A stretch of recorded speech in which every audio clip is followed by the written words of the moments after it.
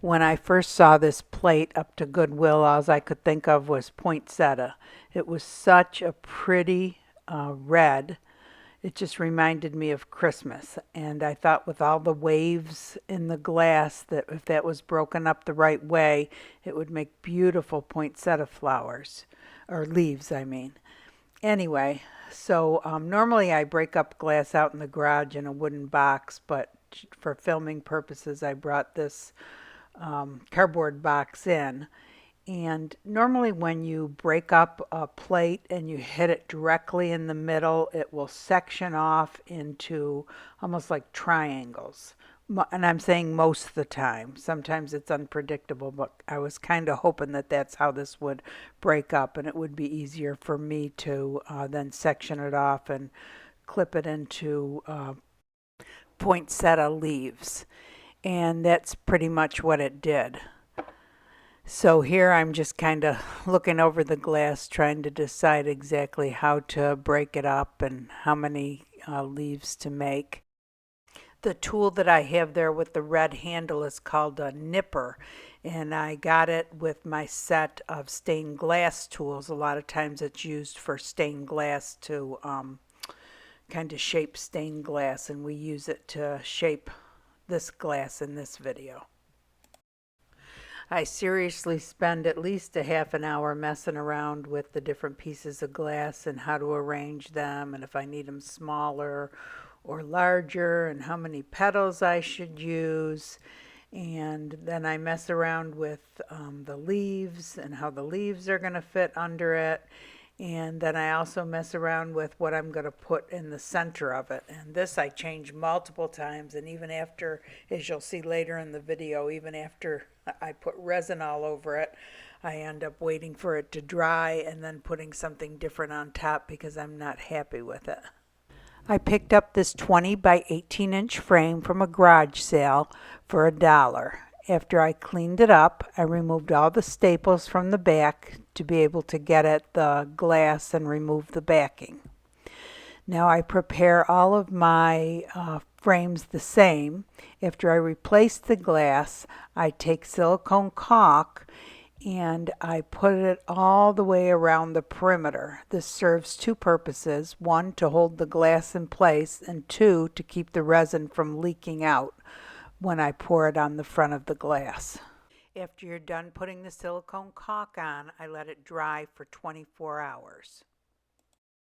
Once the silicone caulk is dried, I take painter's tape and I run it around the perimeter of the back of the frame as an extra precaution against resin leaks.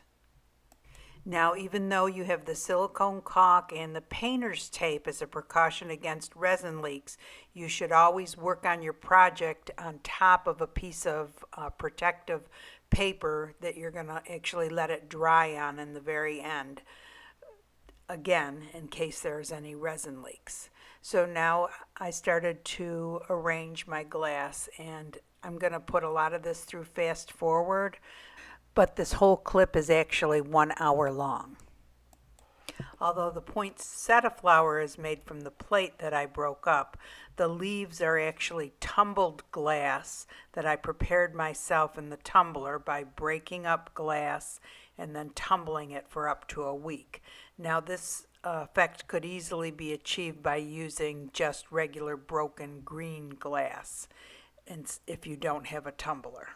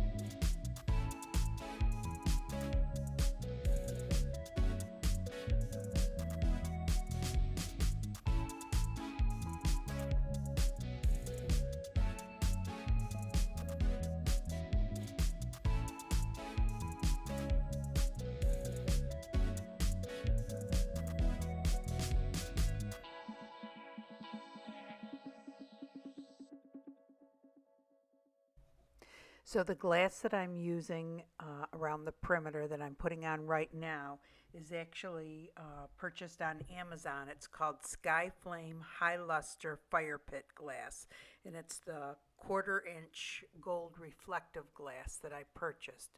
And I'll link the description under description where I put all my other links, Amazon links to the other products that I've purchased through them.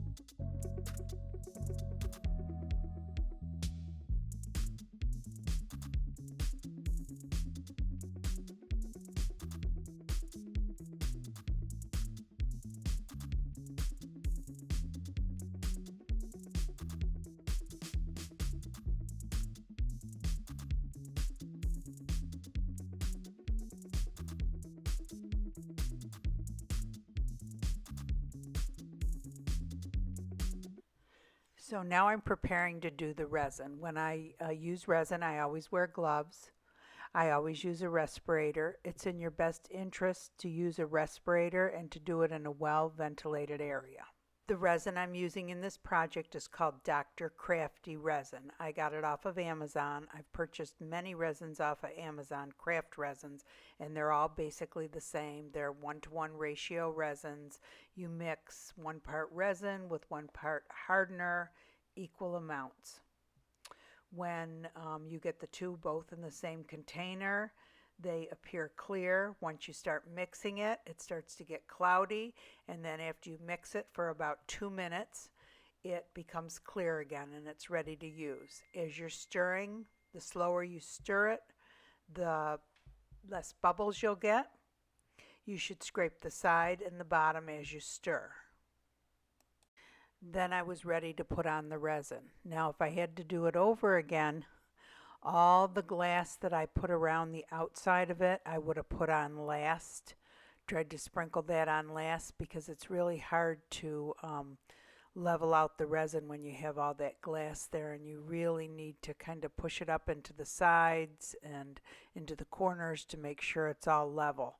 So as a result of that, I ended up having to mix some more resin up, and I probably put more resin on it than I really needed because of the way I prepared this.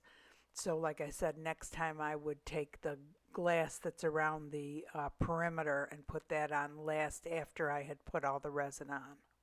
And then when I'm all done, I take some rubbing alcohol and go around the perimeter of the frame there and get any little drips off, and then I put a few more pieces of glass in where I think it might need it. Now this needs to dry on a level surface for 24 hours at room temperatures between 70 and 80 degrees Fahrenheit. So after it dried, I ended up adding gold beads to the center. And I'm not sure if I like it better, but I think it still turned out pretty. I'm not really sure that it looks like a poinsettia anymore because the center is so wide, but it does look like a pretty Christmas flower. Hope you agree. Thanks for watching. See you next time.